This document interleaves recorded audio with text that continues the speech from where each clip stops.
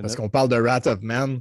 On parle de Wrath of Man, dans lequel Jason Statham joue un personnage sombre qui s'habille en veston-cravate et qui ne parle pas beaucoup, mais qui agit beaucoup. Moi, j'ai une hypothèse là-dessus. Je pense qu'une fois de temps en temps, Guy Ritchie et Jason Statham ont envie de hang out. Ils disent, on pourrait-tu faire une coupe de 1004 avec ça? Voilà. Fait que Guy Ritchie écrit rapidement sur un coin de table un véhicule à Jason Statham, ou encore mieux, il trouve un scénario dans une pile de scénarios qui s'est fait proposer. Il lit, puis il fait comme, ouais, c'est bon. Ça. Il dit comme, il y en a-tu un là-dedans que c'est un film de vengeance? Puis là, il y a quelqu'un qui dit, ouais, ces 8-là, c'est des films de vengeance. Fait qu'il en prend un dans la pile, il lit à moitié, puis il fait comme, OK, ça va être celui-là, parce que j'ai pas le temps de lire, j'ai juste envie d'hang out avec mon ami. Puis il l'envoie à Jason Statham, puis il dit, ça tente-tu d'hang out? J'ai trouvé ça. Jason Statham, il lit la fin, parce qu'il dit, j'ai lu le début, dis-moi si la fin est trop poche, sinon on le fait pas. Jason Statham lit la fin, il fait comme, je tue tout le monde à la fin, c'est parfait. Puis... Puis ils hang out pendant 45 jours, puis ils se font payer pour. Ah oui, ah oui. Ben, écoute, c'est correct d'être des amis quand tu as ce pouvoir-là. Tu sais, es des amis, tu t'appelles Jason Statham, tu t'appelles Guy Ritchie, tu veux faire un film ensemble, puis hang out. Tu fais Wrath of Man. Chris, j'ai jamais rencontré Andy Garcia. On va l'inviter. Josh Hartnett, je suis sûr qu'il est cool. On va mettre Josh Hartnett. Non, j'ai rencontré Andy Garcia dans un party. On a eu du fun. On a dit qu'on devrait faire un film ensemble. Il fait rien ces temps-ci. Ça va nettement mieux que ma théorie qui voulait qu'à chaque pleine lune, Guy Ritchie se transforme en Jason Statham. Il joue dans son propre film, mais peut-être c'était un peu trop farfetch. Fait que Weird Statham, j'aime ça. Exact. Il s'est fait mordre un jour par un gars qui s'appelle Jason Statham et depuis, à chaque pleine lune, il se transforme en Jason Statham.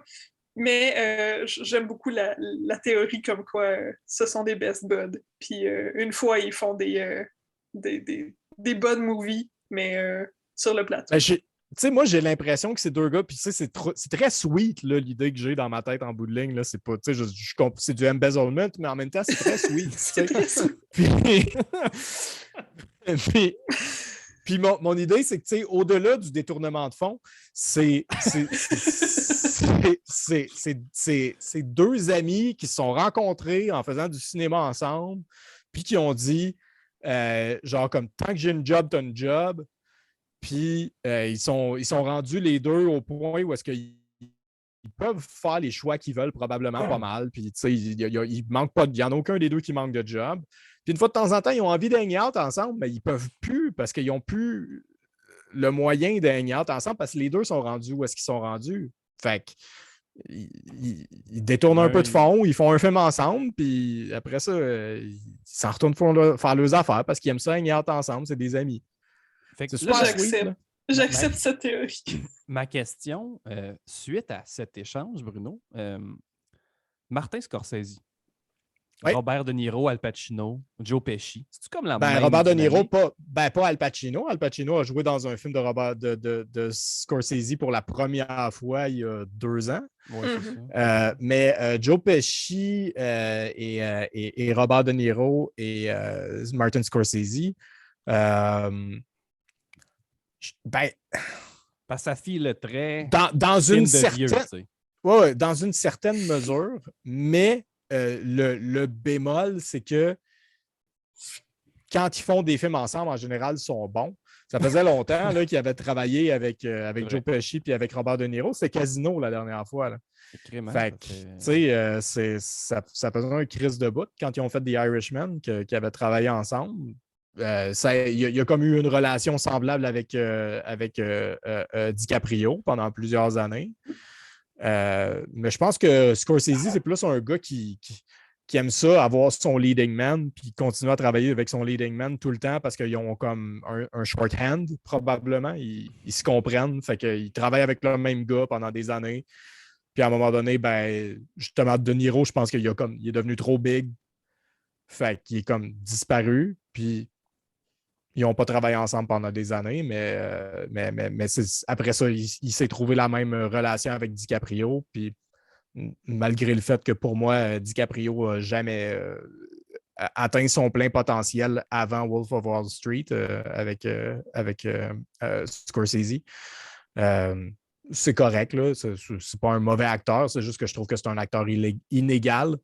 Là, Scorsese, il a vu que De Niro il est rendu à faire les Fuckers 3, fait qu'il a dit on va faire un il est rendu assez pas big pour jouer dans mes affaires. Mais puis écoute, en même temps, c'est parfait parce qu'il prend De Niro à une époque de sa vie où est-ce que ça va plus bien dans sa vie, puis ça va plus bien dans sa carrière, puis il est comme beat down, puis il fait jouer un personnage qui est en train de raconter son histoire, mais qui, en bout de ligne, est complètement beat down. C'est parfait pour sa carrière.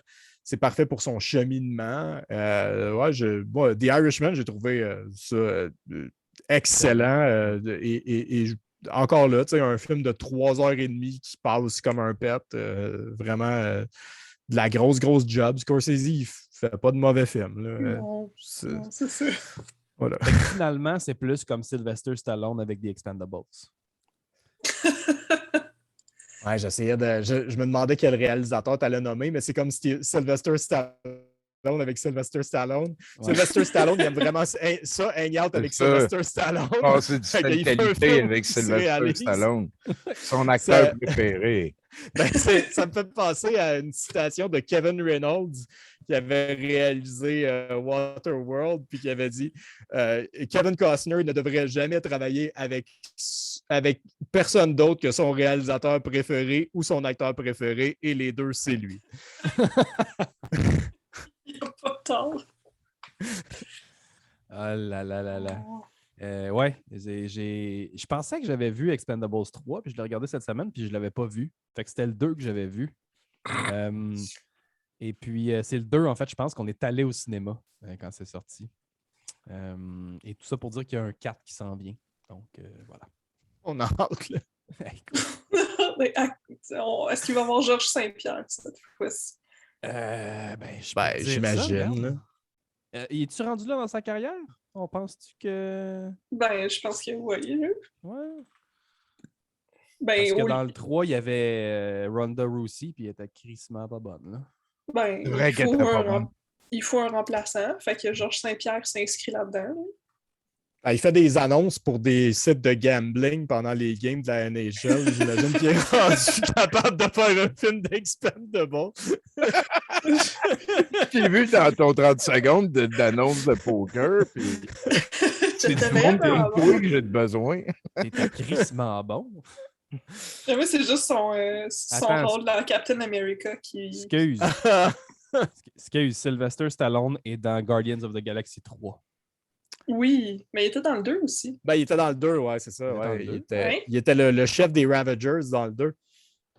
Ah ouais, je me souviens pas. C'était tellement bon. D'ailleurs, tant qu'on est dans un addendum, si vous n'avez pas regardé les 4 premiers épisodes de Peacemaker, tout réalisé par James Gunn, c'est sur Crave HBO. C'est très bon. C'est réjouissant. Là. Le 4e épisode particulièrement, le personnage de Vigilante, Vigilante, qui est comme le fun dans les premiers, là, dans le 4e, là, il shine. Là. J'étais crampé, j'ai rewindé sa scène genre 3 fois pour me la retaper au complet. Il y a une scène de dialogue avec Vigilante dans le 4e épisode qui est juste jouissive. L'acteur est parfait. C'est du James Gunn, du high-flying James Gunn. Puis après ça, vous irez donner sa chance à The Girls Wrong Show. Oui. Voilà. Ah oui. Très j'ai déjà tout écouté, ça. Il fallait que je donne un addendum là-dessus aussi. Allez voir ça. Fait que je vous donne 3 noms. Vous allez me dire c'est qui le méchant dans le dernier Expendables. Il y a Iko Uwais, Tony Jaa ou 50 Cent. Ah, 50 Cent? Ouais, moi aussi je pense que c'est 50 Cent le méchant. Pourquoi ils peuvent pas être les 3? Un team-up de méchants. Ben oui. C'est pas. La triade. Tony Jaa, ça va être un gentil, genre, qui va comme arriver. Peut-être. Iko Uwais, ça pourrait être le méchant aussi, parce qu'il était méchant dans un Fast and Furious, le 8, je pense. Je sais plus. Moi, je dis que non, ça va c'était être... Tony Jaa, je pense. C'était méchant dans un des... mais qui n'a pas été un méchant dans Fast and Furious? Moi, Vin Diesel a été un méchant dans Fast and Furious. c'est vrai. Vin Diesel, c'était le premier méchant de Fast and Ouais. Ben oui, c'était le premier méchant de Il Fast volait and des DVD. Des DVD. Il volait des lecteurs DVD, ouais. Ouais. Il volait des lecteurs DVD, puis à cette heure, il se parachute d'un avion pour tomber sur le building le plus haut du monde parce que c'est un super espion international. Ouais. Que son super pouvoir, c'est d'avoir 2 gears pour shifter sur le reculon, sur son char, quand c'est lui qui conduit un char. Sur C'est son ça. char automatique. Sur son char, oui, sur son char automatique, il y a 2 gears reculons. Puis une cloche. Parce que, tu sais, il va reculon, là.